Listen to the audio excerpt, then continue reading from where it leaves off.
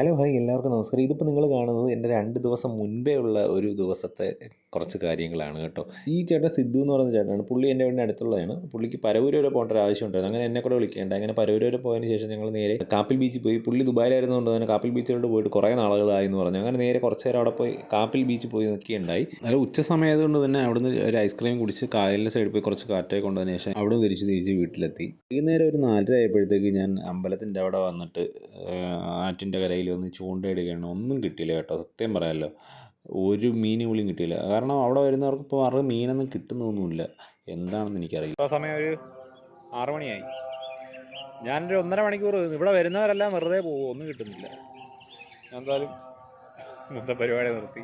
അതിനുശേഷം ഞാൻ സർവ്വമായ കാണാൻ ആശീർവാദിലോട്ട് വന്നു. അങ്ങനെ ആശീർവാദിൽ വന്നെടുത്ത് സർവ്വമായ കണ്ടു. നല്ലൊരു മൂവിയായിരുന്നു, എനിക്ക് ഒരുപാട് ഇഷ്ടമായി. ഡ്രീംസ് മോളിൽ ലുലു ഹൈപ്പർ മാർക്കറ്റിൽ ഓഫറും കാര്യങ്ങളും ഇട്ടേക്കുന്നതുകൊണ്ട് പൊതുവേ തിരക്ക് കുറച്ച് കൂടുതലായിരുന്നു. അപ്പോൾ ഇത്രയേ ഉള്ളൂ. അടുത്ത പുതിയ വിശേഷങ്ങളായിട്ട് ഞാൻ വീണ്ടും വരാം. താങ്ക്